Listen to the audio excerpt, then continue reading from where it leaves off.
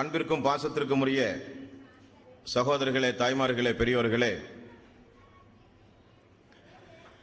புனிதமிக்க இந்த ரமலானுடைய மாதத்தில் நம்முடைய ஈமான் வலுப்பெற, நமக்கு இறையச்சம் அதிகமாக, அல்லாஹ்வினுடைய தூதர் உருவாக்கிய உத்தம சஹாபாக்களுடைய வாழ்க்கை வரலாற்றை இன்ஷா அல்லாஹ் இன்றிலிருந்து தொடர்ந்து இங்கே நடைபெறும். அதில் முதற்கட்டமாக 4 கலீஃபாக்கள் அபூபக்கர் சித்திக் ரலியல்லாஹு அன்ஹு, உமர் ரலியல்லாஹு அன்ஹு, உஸ்மான் ரலியல்லாஹு அன்ஹு, அலி ரலியல்லாஹு அன்ஹு, தொடர்ந்து இன்னபிற சஹாபாக்களுடைய வரலாறுகள். காரணம் என்னவென்றால், நாளுக்கு நாள் ஆரம்ப காலகட்டத்தில் இஸ்லாத்தின் மீது நமக்கு இருந்த ஒரு பற்றுதல், ஆரம்ப காலகட்டத்தில் ஹராம் ஹலால்களை பேணி நடக்கக்கூடிய பண்பு நம்மிடத்தில் எந்த அளவுக்கு இருந்ததோ, அவைகளெல்லாம் நாளுக்கு நாள் நம்முடைய வாழ்வில் ஒரு பொடும்போக்குடையதாக மாறி வருகிற ஒரு அவல நிலையை நாம் இந்த நல்ல நேரத்தில் நினைத்து பார்க்க கடமைப்பட்டிருக்கிறோம். அத்தோடு மட்டுமல்ல, உன்னத சஹாபாக்களுடைய அவர்களுடைய பண்புகள், அவர்களுடைய அறிவு, அவர்களுடைய கல்வி ஞானம், இவைகளை எல்லாம் இன்றைய காலகட்டத்தில் குறைத்து மதிப்பிடுகிற ஒரு சங்கடமான ஒரு சூழ்நிலை கூட சமீபத்தில் நிலவி வருகிறது. அவைகளெல்லாம் நம்முடைய உள்ளத்திலே இருந்து அகற்றப்பட்டு ஒரு உன்னதமான இடத்தை அந்த உத்தம சஹாபாக்களுக்கு நம்முடைய உள்ளங்களிலே கொடுப்பதற்காக வேண்டியும் இந்த தொடர் நிகழ்ச்சி இங்கே இன்ஷா அல்லாஹ் ஆரம்பமாக உள்ளது.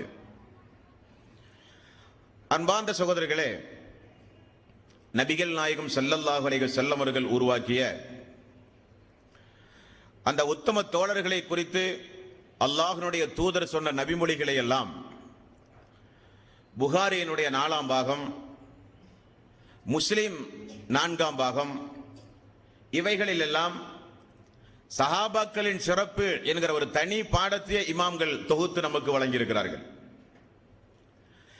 அதில் ரசூலுல்லாஹி ஸல்லல்லாஹு அலைஹி வஸல்லம் அவர்கள் தன்னுடைய தோழர்களை குறித்து கூறிய செய்தி, என்னுடைய தோழர்களை நீங்கள் ஏசாதீர்கள்,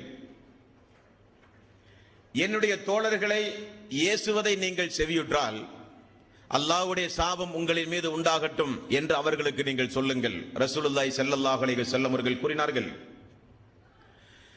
இன்னொரு இடத்தில் அல்லாஹ்வுடைய ரசூல் சொல்கிறார், என்னுடைய தோழர்களை நீங்கள் ஏசாதீர்கள், உஹது மலை அளவு நீங்கள் தங்கத்தை தர்மமாக செய்தாலும் என்னுடைய தோழர்கள் கையளவு கோதுமையோ ஏதாவது உணவு தானியங்களையோ தர்மம் செய்வார்களே, அதற்கு அது ஈடு இணையாகாது. ரசூலுல்லாஹி ஸல்லல்லாஹு அலைஹி வஸல்லம் அவர்கள் சொன்னார்கள்,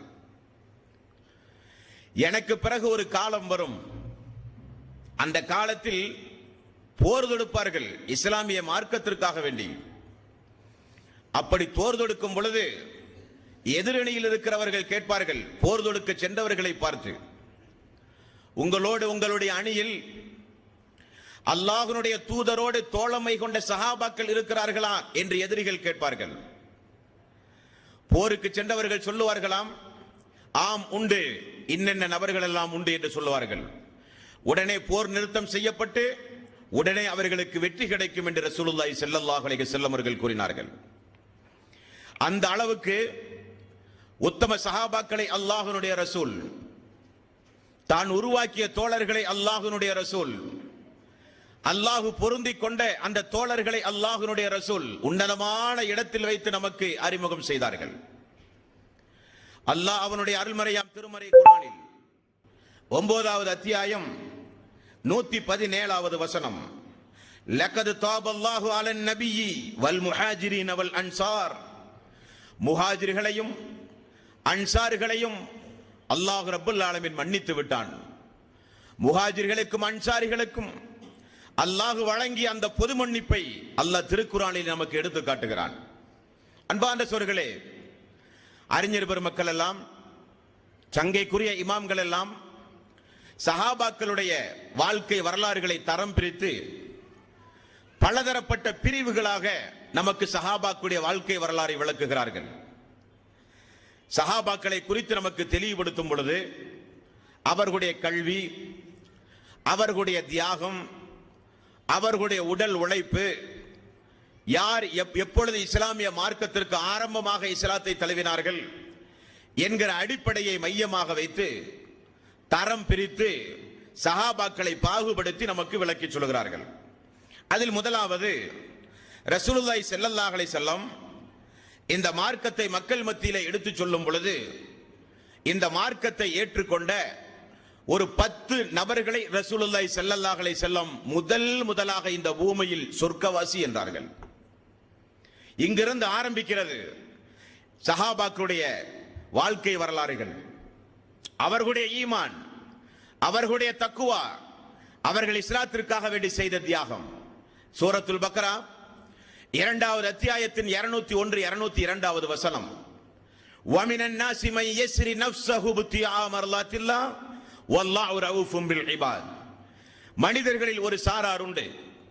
அவர்கள் யார் என்றால், அல்லாஹ்வுடைய திருப்தி தனக்கு கிடைக்க வேண்டும் என்பதற்காக தன்னையே அர்ப்பணித்தவர்கள் அவர்கள் என்று அல்லாஹ் சொல்கிறான். அந்த சஹாபாக்களை குறித்து, சஹாபாக்களுடைய மேன்மைகளை குறித்து அல்லாஹ் இப்படி விளக்குகிறான். அன்பார்ந்த சகோதரர்களே, இதைத்தான் உத்தம சஹாபாக்களுடைய வாழ்க்கை வரலாறுகளை ஆய்வு செய்து இமாம்கள் இப்படி தரம் பிரித்து சொல்கிறார்கள். இஸ்லாத்தினுடைய முதல் தகுதி, ஆரம்பத்தில் ரசூலுல்லாஹி ஸல்லல்லாஹு அலைஹி வஸல்லம் 10 சஹாபாக்களை சொர்க்கத்திற்குரியவர்கள் என்று சொன்னார்கள். அதில் 4 கலீஃபாக்கள், அபூபக்கர் சித்திக் ரலியல்லாஹு அன்ஹு, உமர் ரலியல்லாஹு அன்ஹு, உஸ்மான் ரலியல்லாஹு அன்ஹு, அலி ரலியல்லாஹு அன்ஹு, தல்ஹா பின் உபைதுல்லாஹ் ரலியல்லாஹு அன்ஹு, ஜுபைர் பின் அவ்வாம் ரலியல்லாஹு அன்ஹு, அப்துர் ரஹ்மான் இப்னு அவுஃப் ரலியல்லாஹு அன்ஹு, சஅத் பின் அபி வக்காஸ் ரலியல்லாஹு அன்ஹு, சயீத் பின் ஸைத் ரலியல்லாஹு அன்ஹு, அபு உபைதா பின் அல் ஜர்ராஹ் என்கிற நபித்தோழர். இந்த 10 நபித்தோழர்களும் ஆரம்ப காலகட்டத்தில் அல்லாஹ்வுடைய தூதரனுடைய நாவிலிருந்து வஹியின் அடிப்படையில் சொர்க்கத்திற்குரியவர்கள் என்று நல்வாழ்த்து பெற்றவர்கள் உத்தம சஹாபாக்கள்.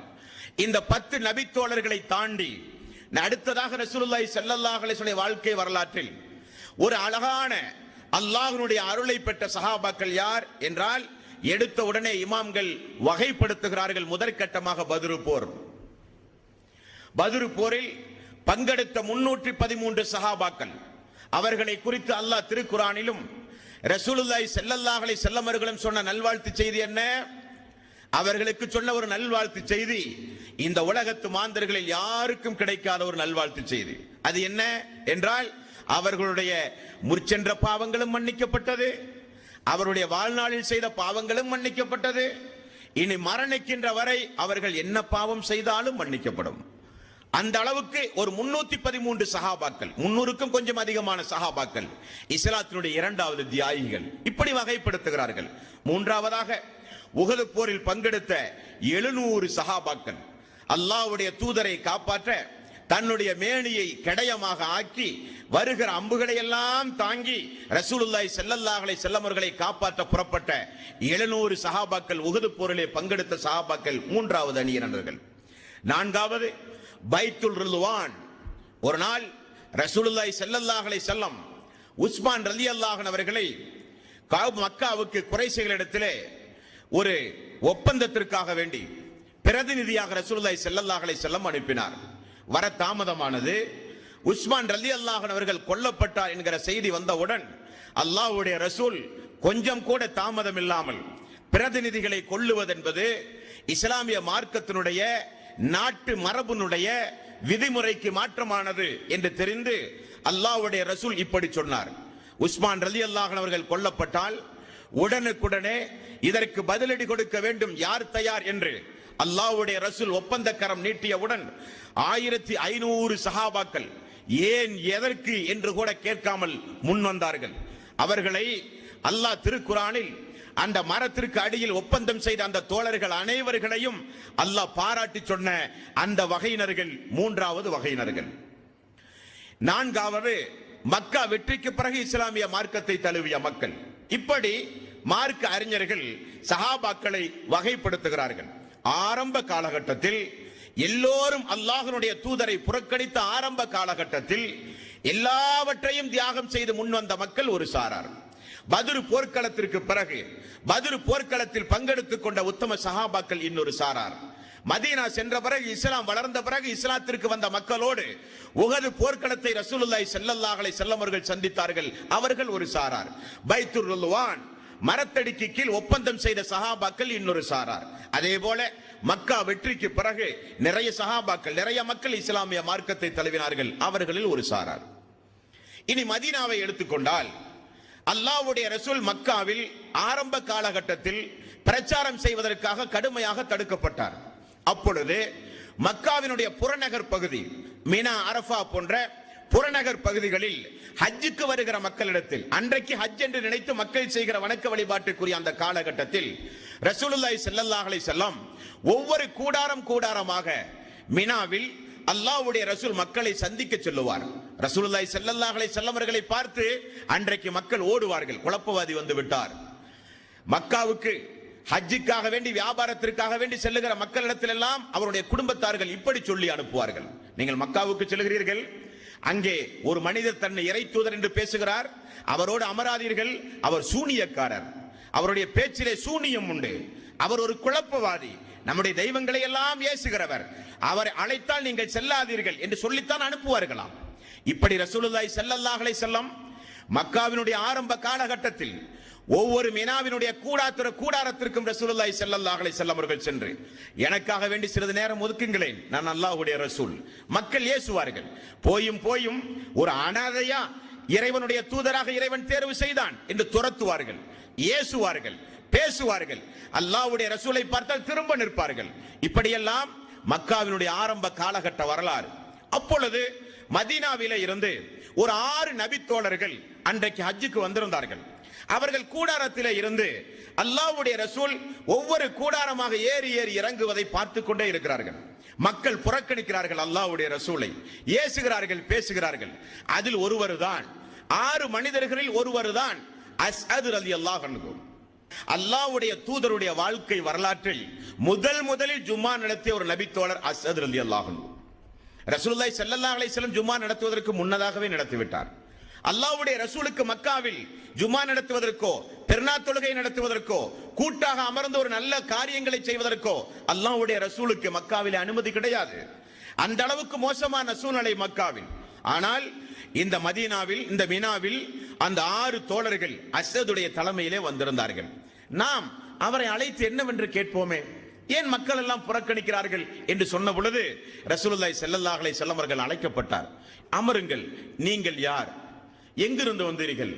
நான் அல்லாஹ்வுடைய ரசூல். அப்படியா? அந்த அல்லாஹ் உங்களுக்கு எதை கொடுத்து உங்களை அனுப்பினான்? எனக்கு வேதத்தை தந்து அல்லாஹ் அனுப்பினான். அந்த வேதத்தினுடைய செய்திகள் என்ன? ரசூலுல்லாஹி ஸல்லல்லாஹு அலைஹி வஸல்லம் உருவ வழிபாடு கூடாது, ஏகத்துவம் மட்டும்தான் வேண்டும், அடிமையிடத்திலே நீதமாக நடக்க வேண்டும், பெண் குழந்தைகளை கொல்லுவது கூடாது, மதுபானம் ஹராம், விபச்சாரம் கூடாது, எல்லாம் சொன்னார்கள். 6 பேரும் தாமதம் இல்லாமல் உடனே இஸ்லாத்தை ஏற்றுக்கொண்டார்கள். இந்த 6 சஹாபாக்கள் மதீனாவுக்கு சரித்திரம் எழுதிய சஹாபாக்கள். இந்த 6 பேரும் மதீனாவுக்கு சென்றால் வெறுமனே இருக்கவில்லை. 6 பேரும் அல்லாஹ்வுடைய தூதரிடத்தில் கேட்ட செய்தி, அவரை பார்த்த அந்த அற்புத சம்பவம் எல்லாம் மதீனாவிலே போய் தன்னுடைய நண்பர்கள், தன்னுடைய உறவினர்கள், தன்னுடைய கோத்திரத்தார்கள், இப்படி எல்லோரிடத்திலும் எடுத்து சொல்லி ஒரு 11 மனிதர்களை அஸ்அத் ரலியல்லாஹு அன்ஹு அவர்கள் உருவாக்கி விட்டார்கள். நீங்களும் வாருங்களேன், மக்காவுக்கு செல்லுவோம், யாருக்கும் தெரியாமல் அவரை நீங்களும் சந்தித்து கேளுங்களேன் என்று சொல்லி அல்லாஹ்வுடைய ரசூலை பார்க்க வந்த 11 சஹாபாக்கள் இரண்டாவது மதீனாவில் சரித்திரம் எழுதிய சஹாபாக்கள். அந்த 11 சஹாபாக்களும் அல்லாஹ்வுடைய ரசூலிடத்திலே வந்தார்கள், பேசினார்கள், இஸ்லாத்தை தழுவினார்கள். முதல் அகபா உடன்படிக்கை என்று சொல்லப்படும். இந்த 11 பேரும் திரும்ப மதீனாவுக்கு சென்றார்கள். அல்லாஹ்வுடைய ரசூல் இருப்பது மக்காவில், ஆரம்ப காலகட்டம். இந்த 11 பேரும் மீண்டும் மதீனாவுக்கு சென்று இஸ்லாத்தை மிக பவ்யமாக எல்லோ இடங்களிலும் பரப்பி தன்னுடைய கோத்திரத்துடைய தலைவர்களுக்கெல்லாம் போய் எடுத்து சொல்லி, அதுதான் சாத் பின் அபி வக்காஸ். அவர் மதீனத்து தோழர்களுக்கு ஒரு தலைவர். இப்படி எடுத்து சொல்லி ஒரு 80 நபர்களை இந்த 11 பேர் உருவாக்கினார்கள். இந்த 80 நபர்களும் மீண்டும் ரசூலுல்லாஹி ஸல்லல்லாஹு அலைஹி வஸல்லம் அவர்களை மக்காவிலே வந்து ரகசியமாக இரவு நேரத்தில் சந்தித்து நடந்த உரையாடல் தனிச்சம்பவம். அது அக்கபா 2வது உடன்படிக்கை.